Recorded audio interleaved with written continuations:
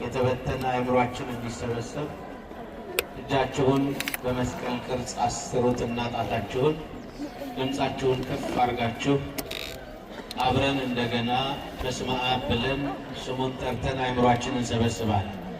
በስመ አብ ወወልድ ወመንፈስ ቅዱስ አሐዱ አምላክ አሜን። ስብሐተ መላእክት እንዘ ይብሉ በአርያም ቅዱስ ቅዱስ ቅዱስ እግዚአብሔር ጸባኦት ፍጹም ምሉእ ሰማያተ ወምድረ ቅዱሳተ ስብሐቲከ።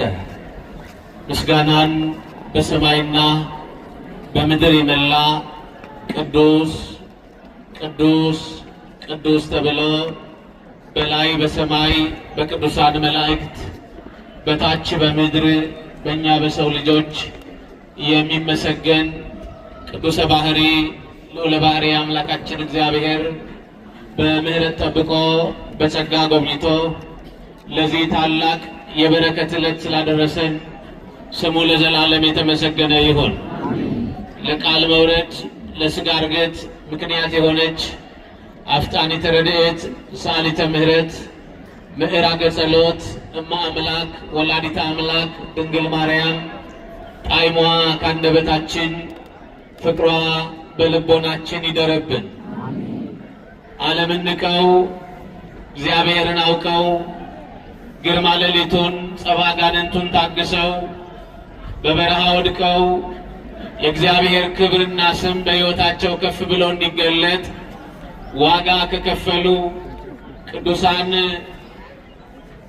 መናንያን ጻድቃን መካከል ዓመታዊ የቃል ኪዳን በዓሉን ከምናከብርለት ከጻድቁ አባት ከአቡነ ገብረ መንፈስ ቅዱስ ረድኤትና በረከት አማላጅነት ለሁላችንም ይትረፈን። እጅግ የተወደዱ አባታችን መላከ ገነት መምህር ተስፋ በኢትዮጵያ ኦርቶዶክስ ተዋሕዶ ቤተክርስቲያን በአዲስ አበባ ሀገረ ስብከት የአቃቂ ቃሊቲ ክፍለ ከተማ ቤተ ክህነት ዋና ስራ አስኪያጅ ክቡር መላከ ገነት ሙሴ ዘነበ በኢትዮጵያ ኦርቶዶክስ ተዋሕዶ ቤተክርስቲያን በአዲስ አበባ ሀገረ ስብከት የመሪ ዕቅድ ትግበራ ዋና ክፍል ኃላፊ ክቡር መላከ ሰላም መምህር ሶሎሞን ተካ አንጋፋው ከስብከተ ወንጌል ጀምሮ በዚህ ታላቅ ደብር ትልቅ ዋጋ ከከፈሉ ደጋግ አበው መሪዎችና መነኮሳት መካከል በዚህ ዘመን ባደጉበት ደብር እግዚአብሔርን እንዲያገለግሉ እግዚአብሔር አደራ ከሰጣቸው አባቶቻችን መካከል የምንወዳቸው የዚህ ታላቅ ታሪካዊ ገዳም ዋና አስተዳዳሪ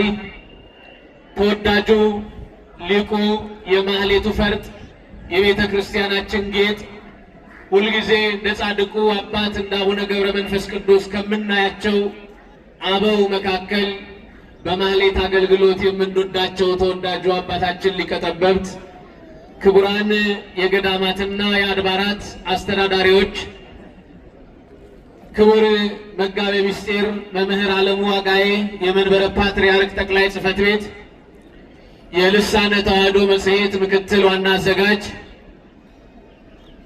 ሌሊቱን ሙሉ ያለ ድካም በመንፈሳዊ ኃይልና ጉልበት ስቡ ወውዱስ ዘሳረረ ኩሎ ዓለመ በአሐቲ ቃል ብላችሁ የምስጋና መስዋዕት ስትሰዉ ያደራችሁ የመላእክት ጸጋ የበዛላችሁ ድካም ያልተሰማባችሁ የመላእክትን ምግብ የተመገባችሁ ሊቃውንተ ቤተ ክርስቲያን መምህራን፣ አበው ካህናት፣ አኀው ዲያቆናት፣ የእግዚአብሔር ወንጌል ለሕዝብ እንዲዳረስ የምትደክሙ መምህራነ ወንጌል፣ በዝማሬ አገልግሎት የበረታችሁ የሰንበት ትምህርት ቤቱ ወጣቶች፣ በዚህ ዕለት ጻድቁን አባት አቡነ ገብረ መንፈስ ቅዱስን ብላችሁ ቤታችሁንና የሥራ ስፍራዎቻችሁን ዘግታችሁ ከጻድቁ አባት ከቅዱስ አቡነ ገብረ መንፈስ ቅዱስ በረከት ለመቀበል የቃል ኪዳናቸው ጸጋ በእኛ እንዲያድርብን ይገባል ብላችሁ ወደ መቅደሱ የተመማችሁ ኦርቶዶክሳውያን አበው አባቶቻችን፣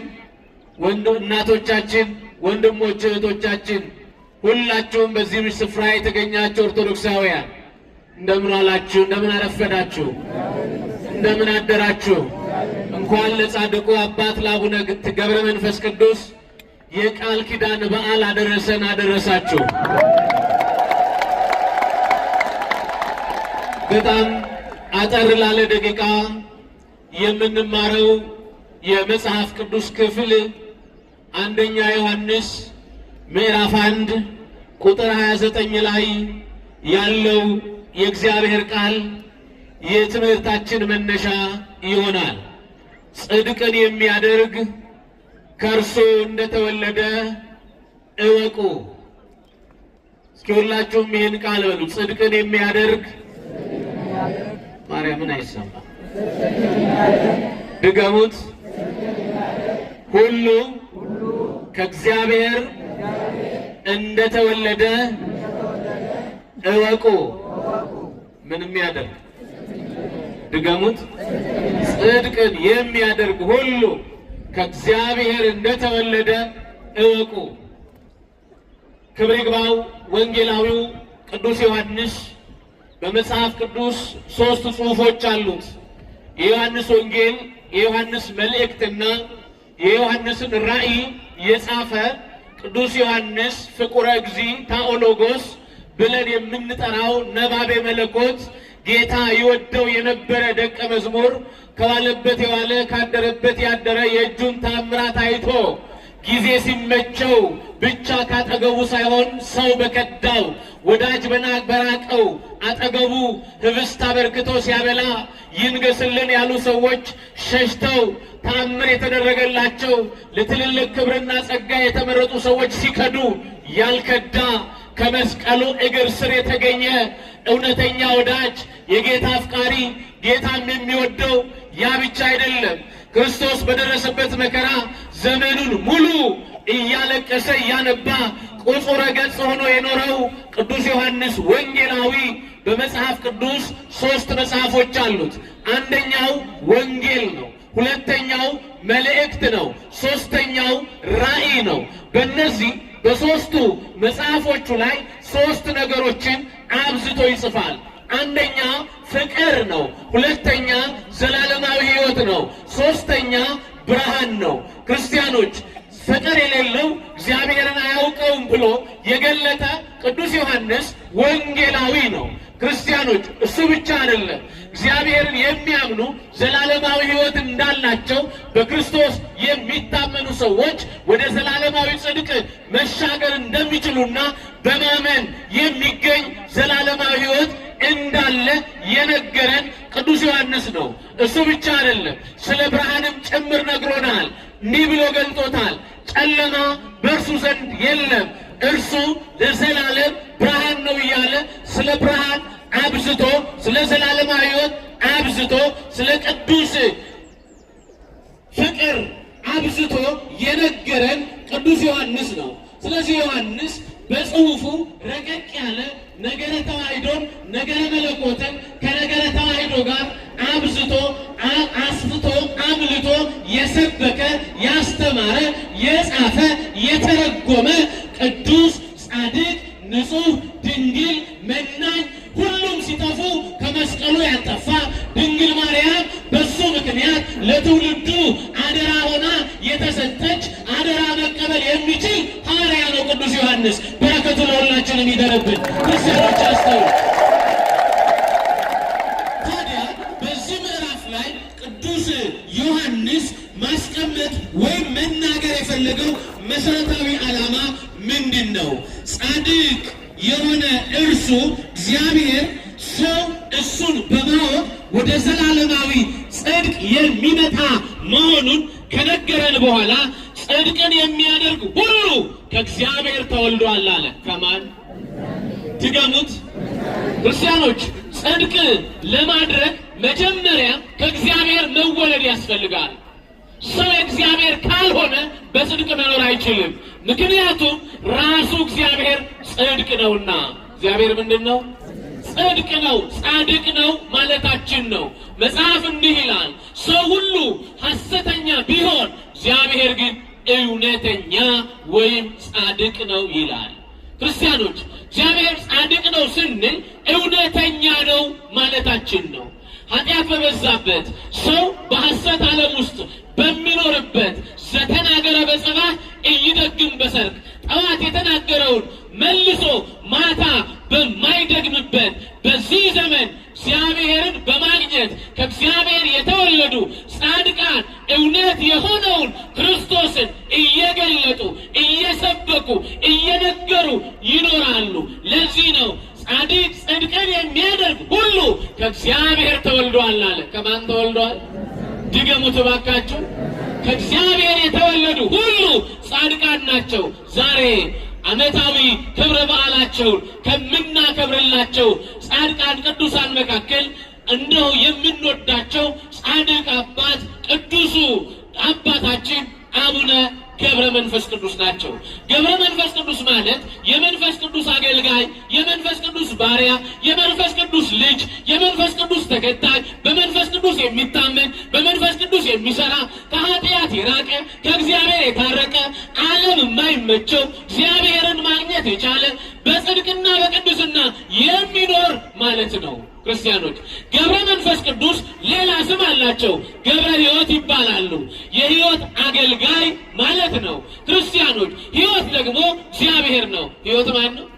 እግዚአብሔር ነው። እግዚአብሔር ሕይወታቸው ስለሆነላቸው፣ እግዚአብሔር ምግባቸው ስለሆነላቸው፣ እግዚአብሔር ልብሳቸው ስለሆነላቸው፣ እግዚአብሔር ክብራቸው ስለሆነላቸው የሕይወት ባሪያ ተብለው ተጠርተዋል። ሕይወት እግዚአብሔር ነው። የሕይወት ባሪያ ሆነው የሕይወት ባሪያ የሆኑት እግዚአብሔር አምላካቸው ጉድለታቸውን ሳይሆን ጽድቃቸውን፣ ቅድስናቸውን ገና ከእናታቸው ማህፀን ጀምሮ ለይቶ አክብሮ አጽድቆ ያከበራቸው ያነጻቸው ለራሱ አድርጎ የመረጣቸው እግዚአብሔር ነው። ክብር ምስጋና ለእሱ ይሁን ለአምላካችን ለእግዚአብሔር።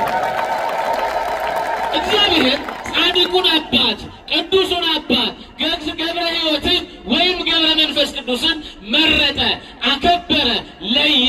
ቅዱስ የሚለው ጻድቅ የሚለው ቅድመ ቅጽያ ሲሰጣቸው ያለ ምክንያት አይደለም። ክርስቲያኖች ሰው እግዚአብሔርን ሲመስል፣ ከኃጢአት ሲርቅ፣ ከእግዚአብሔር ሲታረቅ፣ ከጽድቅ ሲስማማ የዓለም ጠባይ ስጋዊ ስሜቶች፣ በነገራችን ላይ የዓለም ጠባይ ሲባል ብዙዎቻችሁ ትዝ የሚላችሁ መውለድ መክበድ አይደለም። እሱ አይደለም የዓለም ጠባይ ያልኳችሁ ያለበት ነግዶ ማትረፍ አይደለም። የዓለም ጠባይ የምንለው ዝሙት፣ ርኩሰቱ፣ ሟርቱ፣ ጥሉ፣ ክርክሩ፣ ቁጣው፣ አድመኝነቱ፣ መለያየቱ፣ መናፍቅነቱ፣ ዘረኝነቱ ይሄ ነው የዓለም ጠባይ ወይም የስጋ ጠባይ እያል እየገለጥንላችሁ ያለው ክርስቲያኖች። መጽሐፍ እንዲህ ይለዋል። ይህን የስጋ ስራ ሲያወግዘው ገላትያ ምዕራፍ 5 ቁጥር 14 ጀምራችሁ ስታነቡ ክርስቲያኖች በደንብ አድርጋችሁ ሐሳቡን ስታዩ እንዲህ የሚል ቃል ታገኛላችሁ። ክርስቲያኖች እግዚአብሔር አምላክ በቅዱስ ጳውሎስ አድሮ ሲናገር የተናገረው ትልቁ መሰረታዊ ሐሳብ የስጋ ስራ የተገለጠ ነው ይላል። የምን ስራ አልኳችሁ? የስጋ ስራ የተገለጠ ነው ይልና ዝሙት፣ ርኩሰት፣ ሟርት፣ ጥል፣ ክርክር፣ ቁጣ፣ አድመኝነት፣ መለያየት ይልና መጨረሻው ላይ ሲደርስ እንደዚህ ያሉትን የሚያደርጉ ወደ እግዚአብሔር መንግስት አይገቡም ይላል። ወደ ማን መንግስት? ማርያምን አልሰማሁም። ወደ ማን መንግስት? ወደ እግዚአብሔር መንግስት አይገቡም ማለት። ስለዚህ በመንፈሳዊ ዓለም ውስጥ የሚኖሩ ስጋቸውን ለእግዚአብሔር ክብር የገለጡ ቅድስናቸውን ለእግዚአብሔር ክብር ከገለጡ ቅዱሳን አባቶቻችን መካከል ዛሬ በዓላቸውን የምናከብርላቸው ጻድቅ አባት አቡነ ገብረ መንፈስ ቅዱስ ናቸው። ገብረ መንፈስ ቅዱስ እናታቸው አቅሌስያ ትባላለች። አባታቸው ስምዖን ይባላል። በመንፈሳዊ ጸጋ በክብር ካጌጡ እግዚአብሔርን ከመሰሉ ደጋግ ሰዎች መካከል አንዱ ናቸው።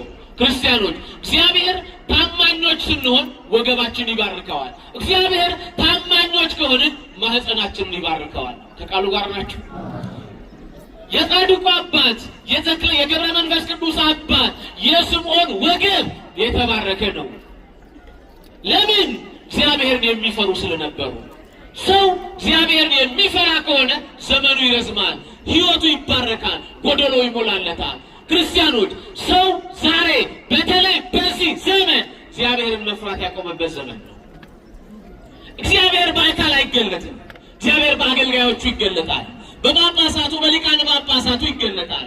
በመምህራኑ በመነኮሳቱ ይገለጣል፣ በአገልጋዮቹ ይገለጣል። እውነት ግን እኛ ዛሬ እግዚአብሔር የሚገለጥብን ነን አይደለም? እሱን ለእኛና ለጊዜው ትቼው አልፋለሁ። ክርስቲያኖች እግዚአብሔር ግን ራሱ አካል ገዝቶ ስጋ ለብሶ ከመጣ በኋላ ዛሬ በአካል አይገለጥም። እግዚአብሔር በረድኤት በጸጋ ከከበሩ ደጋግ ቅዱሳን አበው በድካማቸው የሚገለጥላቸው ቅዱሳን አባቶቻችን ዛሬም አሉ። ምክንያቱም እግዚአብሔር የሚከተሉትን የሚወዱትን የሚፈሩትን ራሱ እየተገለጠ ክብር ይሰጣቸዋል። መጽሐፍ እንዲህ ነው ያለው፣ የጥበብ መጀመሪያ ማንን መፍራት? አንዴ ድገሙት። ጥበብ ራሱ እግዚአብሔር ነው።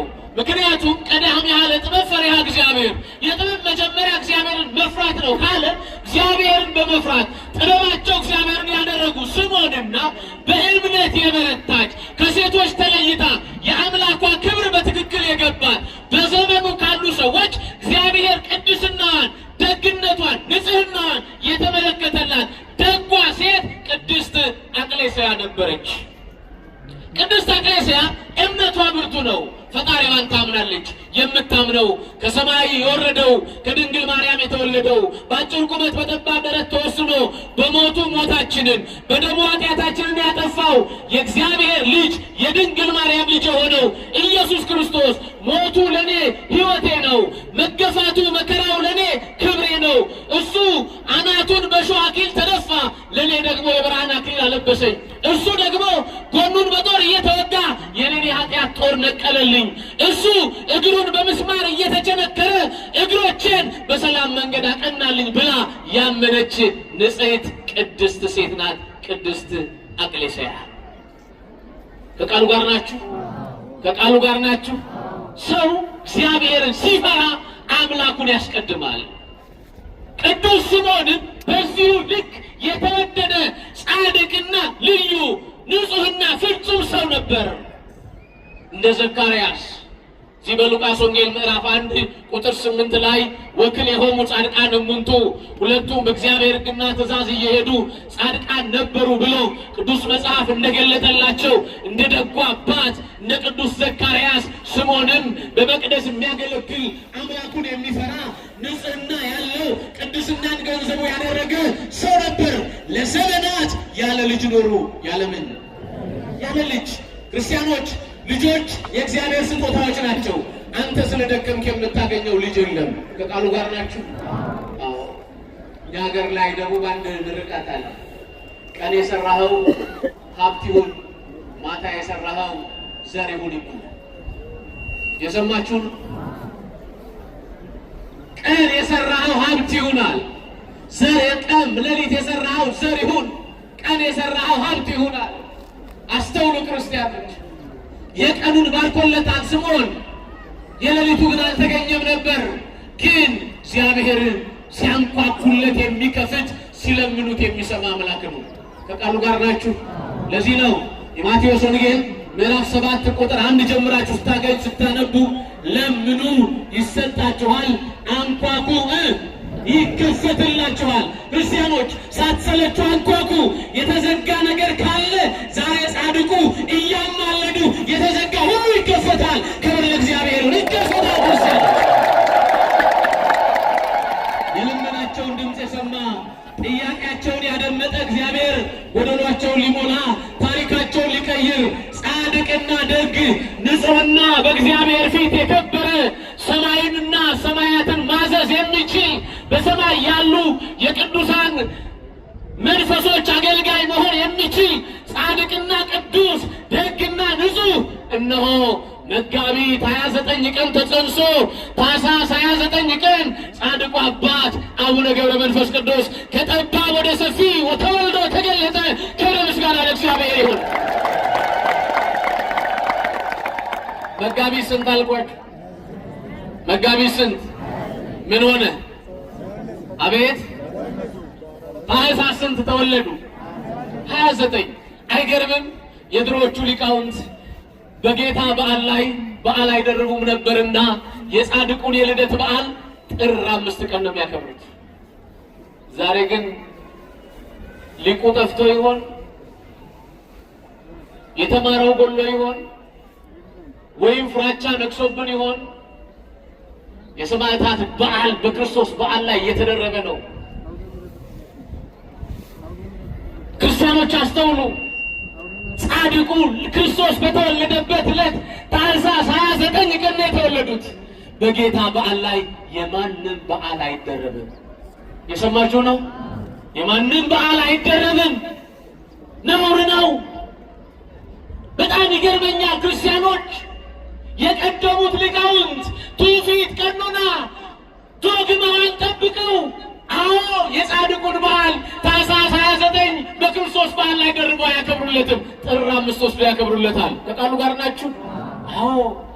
ታኅሳስ 29 ቀን ተወለዱ። ገና እንደተወለዱ ከአንደበታቸው ስብሐት ለአብ፣ ስብሐት ለወልድ፣ ስብሐት ለመንፈስ ቅዱስ የሚል የምስጋና መሥዋዕት ለእግዚአብሔር ያቀረቡለት። አሁን እንደተወለዱ ምስጋና ያቀረቡ ሲባል ኦርቶዶክሳውያን ተረት ተረት ይችላሉ ነው የሚሉ ሰዎቹ። እንደዛ አይደለም ክርስቲያኖች። ምክንያቱም መጽሐፍ እንዲህ ይላል፣ ከሕፃናትና ከሚጠቡት አንደበት ምስጋናን አዘጋጀህ ይላል። ከሕፃናትና ምን አንደበት ምን አዘጋጀ? እማፈ ደቂቁ ሕፃናት አስተዳሎከ ስብሐት፣ ምስጋናን መወደስን ከሕፃናት አንደበት መቀበል የሚችል እግዚአብሔር ነበር። ክርስቲያኖች ለአብ ምስጋና ይገባል። በምስኪ ለወልድ ምስጋና ይገባል። ለመንፈስ ቅዱስ ምስጋና ይገባል። ይሄን የምስጋና መሥዋዕት ከእናታቸው ማኅፀን እንደወጡ ለሥላሴ ያቀረቡ ጻድቅ ነው ዛሬ ያከበርናቸው። እናንተ ክርስትና ልምምድ፣ ክርስትና ቋንቋ አይደለም። ክርስትና ሕይወት ነው። ክርስትና ገና አንደበት በእመ ማለት በማትችልበት ዘመን የእግዚአብሔርን ክብር የምትገልጥበት መንፈሳዊ ኃይል ነው ክርስትና። በተለይ የተዋህዶ ልጅ መሆን ለሰው ላይመስል ይችላል። እውነቱን እዩት። በምስጋና የተዋበች በቅድስና የጸናች የአምላኳ ፍቅር በትክክል የገባት እናት ተዋህዶ ቤተ ክርስቲያን ምስጋና አቅርቡ ለእግዚአብሔር። ይገርማል። ከእናታቸው ጭን ላይ ብድግ አድርጎ መልአኩ ወሰደና በራስ ገባቸው። ምግባቸው መጠጣቸው ራሱ እግዚአብሔር ሆነ። በምስጋና መጥገብ፣ በምስጋና መርካት ጀመሩ። ልብስ አልለበሱም። ምን አልለበሱም? ልብስ አልለበሱም። እግዚአብሔር የፀጉር ልብስ አለበሳቸው። ማን ይችላል? ኧረ ንገሩኝ። አያችሁ፣ እኔና እናንተ የተፈተኑ ልብሶች እየለበስን ይበርደናል። እግዚአብሔር ግን ቅዱሳኑን ይጠብቃል፣ ጻድቃኑን ይጠብቃል፣ የእሱ የሆኑትን ያከብራል። እሱ ብቻ አይደለም፣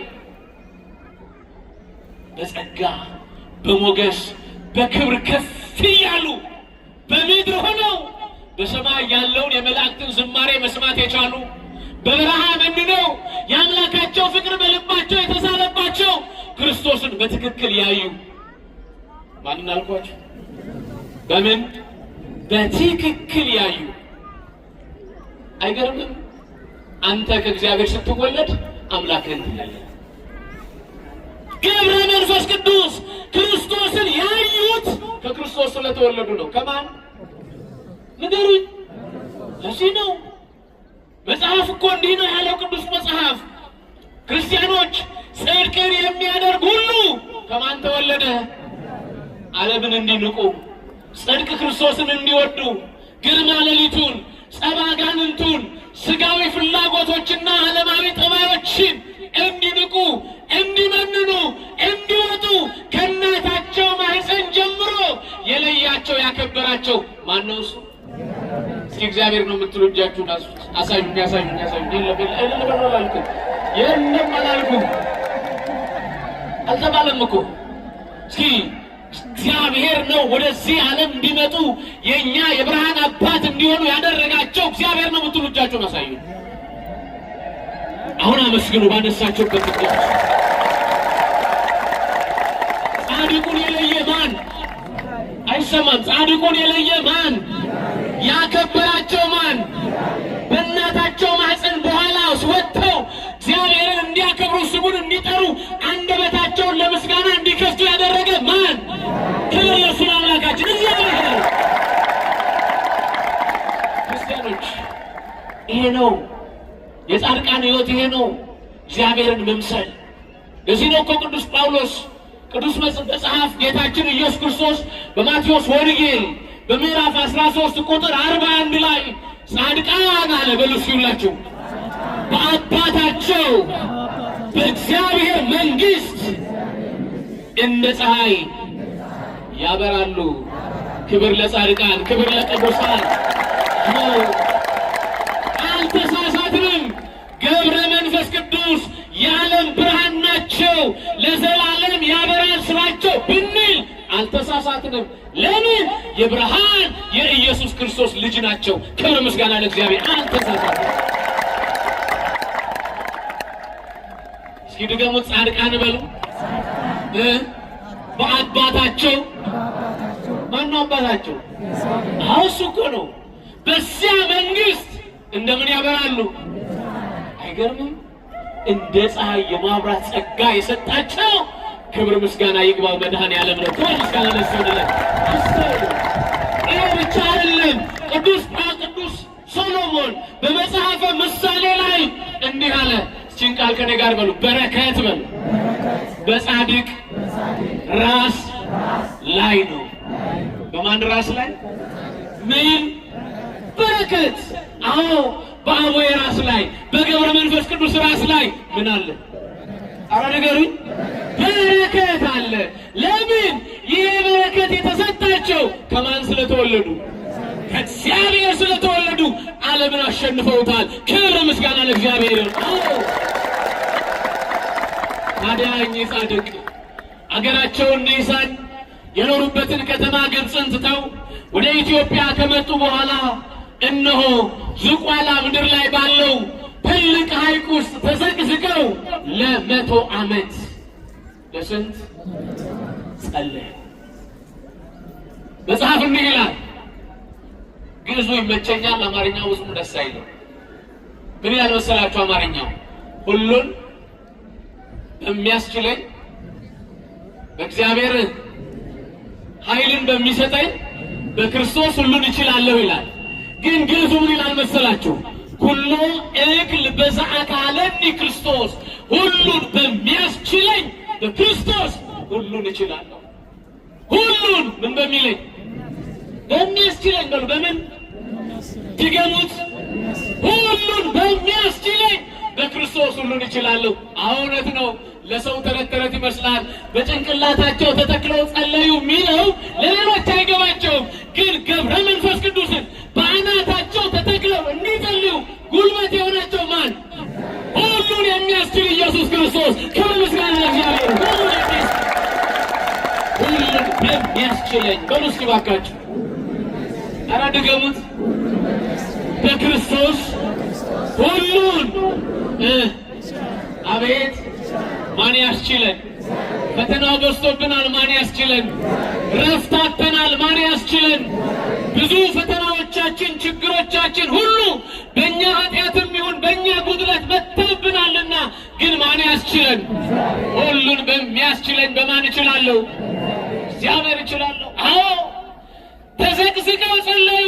እግዚአብሔር መጣ ከመላእክቱ ጋር። ክርስቶስ መጣ። ጻድቅ አባት ገብረ መንፈስ ቅዱስ ገብረ ሕይወት ተነስ፣ አደርግልህ ዘንድ የምትሻውን ለምነኝ። እስኪችን ቃል በሏት። አደርግልህ ዘንድ በል።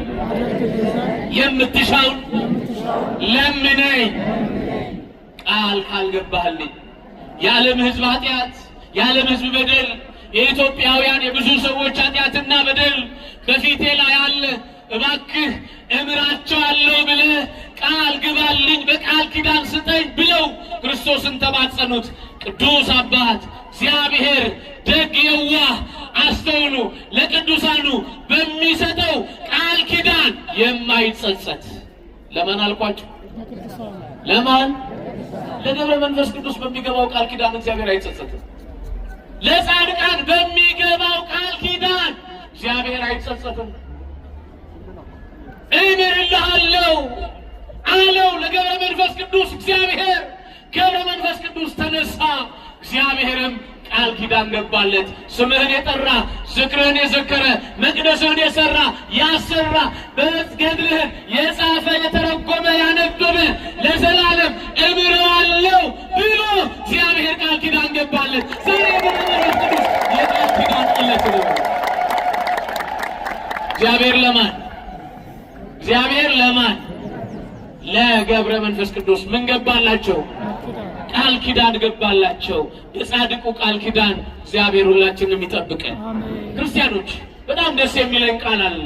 የዮሐንስ ወንጌል የማቴዎስ ወንጌል ምዕራፍ 10 ቁጥር 41 ላይ ሁላችሁም የለመዳችሁት ግን ብዙ ጊዜ ስትተገብሩ የምትታዩት ልባችሁ ውስጥ ግን የምትረሱት እነንትና የማያውቁት ሁላችን ግን የምናውቀው የመጽሐፍ ቅዱስ ሐሳብ አለ። እንዲህ ይላል፣ ነብይን በነብይ ስም የተቀበለ የነብዩን ዋጋ ያገኛል። ጻድቅን በጻድቅ ስም የተቀበለ የጻድቁን ዋጋ ያገኛል አለና ምን አለ? እውነት እውነት እላችኋለሁ በደቀ መዝሙሬ ስም ቀዝቃዛ ውሃ በሉ እስኪ የሰጠ ዋጋ አይጎልበትም። ምን ውሃ አልሰማው? ኧረ ድገሙት። ምን ያለ ምን እሰጠዋለሁ? ዋጋ እሰጠዋለሁ።